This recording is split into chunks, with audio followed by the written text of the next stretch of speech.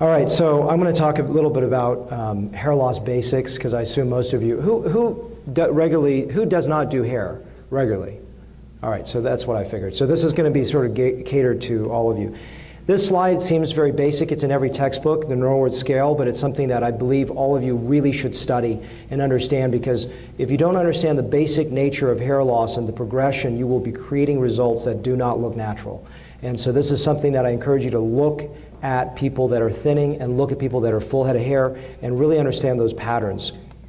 Donor dominance is the basics of all of how we perform hair transplant today. What that means is hair move from the back of the head that's genetically programmed not for loss and move forward. You will not have hair loss. You will not lose that hair. There's two principal mechanisms that are FDA cleared for slowing down hair loss. We'll talk about the mechanism by which they work with a new slide in a second. But the basic is that Propecia or finasteride, which by the way now is on generic, so you don't have to spend as much for a actual branded Propecia or 1 milligram finasteride pill, is taken orally once a day. There are a lot of things on the internet today about permanent sexual side effects. I've only had one patient complain of this, but it is all over the internet. I believe it's a very safe drug. It blocks the conversion of testosterone to dihydrotestosterone, which is what influences the male pattern baldness. Rogaine, or minoxidil, we don't know exactly how it works, is a potassium channel agonist, and it is over the counter. And people say it only works in the crown. That's because the FDA cleared it for that, and they haven't done subsequent studies for the front, but it really works well in the front and back. And I encourage patients to really double the dose if they need, or triple the dose if they need a wider area for treatment. So this is a slide that I really want you to understand and remember. This is basically how male pattern baldness occurs. It goes from thick terminal hairs to these wispy, thin vellus hairs, finally to no hairs. And medicine really works in slowing down the progression of terminal hairs to vellus hairs. It slows down the progression from vellus to no hairs, and it reverses a certain percentage of vellus hairs to terminal hairs, so it brings some of those back. But once you go to a complete slick baldness, it's not going to come back. So you need the medicine is so important as an integral component to treating hair loss, especially in younger gentlemen who are in that early throes of hair loss, and that's something I always emphasize. Today, I'm much more passionate about other supportive technologies such as low-level light laser therapies, or LLLT. These things I do believe work in terms of an adjunct. I always like to say that minoxidil, finasteride, laser, and various other technologies are non-redundant. They're all synergistic. And so as many modalities as a young gentleman can be on, the better. If someone is more advanced in his age and with a more advanced loss, I usually don't advocate to do everything because it may be a cost-benefit ratio. The other thing that I'm very passionate about today is the use of regenerative medicine using platelet-rich plasma and A-cell, which is a porcine bladder. Putting that together, injecting in this crown, it regrew the hair. And so a lot of young gentlemen who may not be a candidate for surgery because you worry about future progression where they may become so bald that you don't have enough donor hair to supplement and cover your tracks and make your hair results stay natural. This is something that is a great alternative, and it's also a great supplement to transplants. It also is a great supplement to the medical therapies. And something else we may forget is just camouflaging products that are able to be applied. So almost all the 20-year-old gentlemen who are desperate that really want to transplant and they may not be the right candidate, I have this in stock and I say, look at this magic, and they're usually wowed. So if you put a little camouflage there, Topic, Nanogen, whatever it may be, can really be something that is very, very important as an adjunct. Or in the post-operative setting when they're having thinning, you can cover that thinning by using this product. This is an important slide, and I alluded to it a little bit earlier, which is the fact that we may run out of donor hair. And if you think about it, this is that we continue to lose donor hair either because the area that we thought was safe continues to be encroached upon with aging, or we use it through surgery and we're depleting that donor area. At the same time, hair loss, no matter if they're on medicine, is progressive in nature, and that progression means we're increasing the demand for that for hair, so this is a bad losing situation.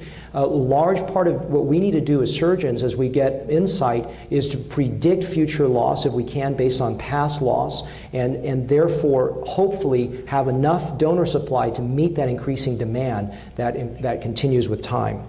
Let's talk about hairline design. That's really the fundamental of creating a beautiful frame to a face. And the rule of thirds is a good way to start. For me, I think it's a bit arbitrary. I like to talk about an intersection between the vertical and the horizontal scalp. So in other words, this is where, if you think of the scalp like a box, is a transition from vertical to horizontal scalp, and that's really where the lowest acceptable hairline is. You should not go lower than that, even if you see a few of rare individuals that have hair that goes below that point. And you can certainly go higher than that, but if you go too high, you may not create that aesthetic frame, because the real bottom line of why to do a hair transplant is to make the face look better. And just like a good rhinoplasty, a rhinoplasty is something you don't even notice, it just makes the face look better. And that's the same thing a good hairline is. And so there's many different types of shapes based on gender, as ethnicity. What I'm showing today, just for simplicity, is no female designs. This is just a basic introduction, so I'm talking about men. And you also, the other thing too is toupees nowadays, or hair systems, are so natural that they can look very, very natural, but where I think I can spot it is the fact that it's really hard to recreate temple hair. So when you have a hair system that's way out here and the temple recession is way back here, there's a mismatch. Your eye may not perceive if you're just starting out, but you can perceive it as you mature your thinking. And so what I always advocate is being more conservative in the hairline, especially because temple reconstruction is very, very difficult to do well, both for the surgeon and the team. So you always want the temple and the hairline to match. The other thing is teaching my course on hair restoration really allows me to see where beginning students fail. What I've noticed is they always draw the frontal hairline and they forget to look at it from all angles. And you need, from the side view, to either go relatively horizontal or tilting slightly upwards. If it goes down, it will look weird. And so you don't want that to happen. So look at it from all angles. Another angle that you may not think about is how the slope of the scalp actually influences the hairline. So what looks very straight when you look at it straight on, when you put it in a mirror, actually when it flattens out, it's also a good way for you to immediately get a tell if your hairline is straight, because everything is flat in a 2D, but you start seeing these irregularities. And the other thing I do is I close one eye so I can see a two-dimensional image, how a patient would see themselves in the mirror or in a photograph. So you need to merge those 2D and 3D worlds. Besides the hairline, the other level of great artistry, and I think this is what makes hair transplants fun for me, because a lot of people that don't do hair really start saying, oh, it's boring, it's meticulous, it's, but they don't see the artistry. And so you have to design the hair so it matches the area of the head. And these are all the subregions. And believe it or not, in each of these subregions, hair grows differently in terms of angle and direction. So I try to simplify this and make this easy, and I talk about a box. So the box is essentially the fact, as I explained earlier, where you transition from the frontal scalp going to a vertical plane. That's a transition from the hairline over to the forehead. And the same thing as you go to the temple hair, it's again a transition going down this way. And then from the back, we call it the vertex transition zone, because that's where it goes from mid-scalp hair to crown hair. So the crown hair is the vertical plane on the back of the head. And doing this will allow you to have some landmarks to start understanding different angles. What are those angles? We can't go through it in great detail, but just suffice it to say they do differ, and you need to respect those angles. And I think some of the things I see when I teach starting surgeons when they're making recipient sites is they make the hairline angles way too high and they make them way too splayed. And it doesn't comb naturally, it creates poor density, and it doesn't look natural. So you have to respect natural angles. Many ways to skin a cat, many ways to make recipient sites, and recipient sites are those little sites into which the grafts are placed. And this is just showing bent needles. These are showing punches, which is more advanced, and I truly advocate not to start with this. And then just patient positioning is so important. So when a patient, I make recipient sites, I have them in a supine position, because your hand naturally goes to a very low angle. So you're not going to create these really high angles that are not combable and that don't look natural.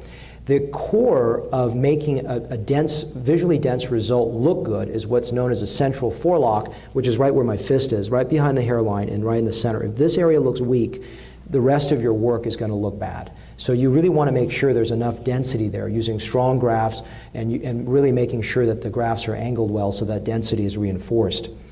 This is, again, a slide that you really don't need to know, but it's important to introduce some basic concepts, which is when you make recipient sites, there are many ways to do it. There are parallel or sagittal sites, which is what I usually do, but also I sometimes mix them with perpendicular coronal sites, which go this direction, and then micro punches, and I'm not going to go through all the pros and cons of each, but just suffice to say, there are many ways to make your patterns and your designs, and I integrate sometimes all three of them in a case. And this is just to have you understand, when I talk about directionality, angle is a term that refers to how the recipient sites are going from an anterior-posterior direction, and direction refers to the latitude that recipient site goes. These are just some different patterns. This is showing you a hairline design and how you have a very natural, irregular pattern there. And then to design that hairline, I start with, after creating the line, I make a little irregularity into it. I start by making the two hair sites, the sites that accommodate two hair grafts. And then from there, I finesse it with, I frame it with one hair grafts that go forward, and also that are called sentinel grafts that just float out in front of the hairline. And then I go back with three hair grafts or other two hair grafts and blend it backwards to finish the work. This is just showing you some transitions going from at the frontal temporal angle going down. And the point of this slide is to really have you understand that there are no abrupt transitions in the scalp. This here is just showing you a female pattern, sorry, not female, I apologize. This is showing you integration of sagittal sites in the front and then the coronal sites. So this is done for two reasons. One is my staff really knows where the three hairs are versus the two hairs they easily can place. And also, not to get too technical here, but three hair grafts, when they're splayed like this in a coronal distribution, they create more visual density versus when they're like this. So just something that's there. Another frontal temporal recession, you can see just the different patterns and the transitions. These are just the crown, a natural whorl pattern. You can see that as the whorl pattern reaches up to the back, called the vertex transition zone, there are no abrupt transitions again. A female hairline, which is actually very interesting because there's a whorl, and some of these actually go backwards into the side, so they're not straightforward like what you see in most men. This is just sites being made with micro punch grafts that allow you to take some of the bald scalp out. Another example of that. And then this is just showing after the grafts have been placed. And one thing I love, and again, this is why I'm so passionate about hair, is that it's not boring to me. I actually, in every single case on my EMR, electronic medical record, I'll draw a pattern so my girls know how to place into the pattern. But also with that pattern, I have remembrance of what I did. And to me, this is my statement of art, where I can actually say, this is how I put these sites here, those sites there, and it's fun for me to actually draw that at the end of the case.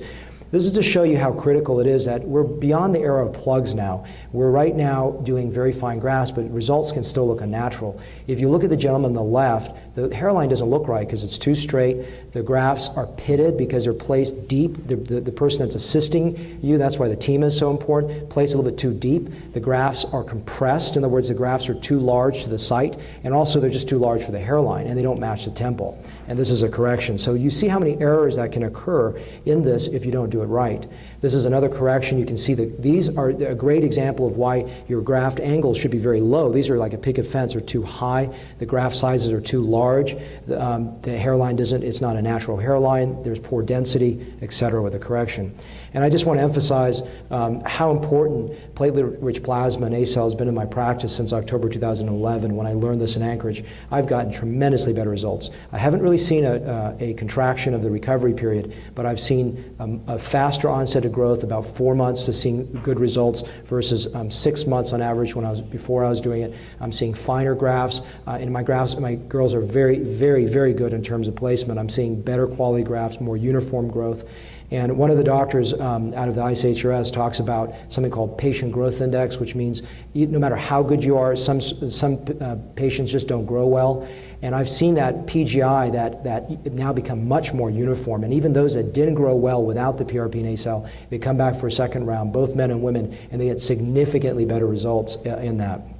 Been doing robotic technology, which is a method of FUE since October of last year. Been very happy with the start of this. This is still early in the throes of the results, but it's great that I can offer FUE technology as well. I always end with a slide about being an artist, and I think it's really, really important to think that way. I encourage you to come to San Francisco and take the basic course and be there. And a little plug for the St. Louis course, and I have I'm not, I make really no money on this. I don't even take an honorarium now. So in my book, I make like $100 a year. So, but I just want you to, I'm very passionate about teaching. So there's a book coming out that both of these gentlemen are authors in called Hair Transplant 360 Volume 3. Talking about business development. It talks about how to start a hair transplant business. It goes through all these ancillary techniques. So things that are not covered in my first book, that should be out in October of this year. So thank you very much for your attention.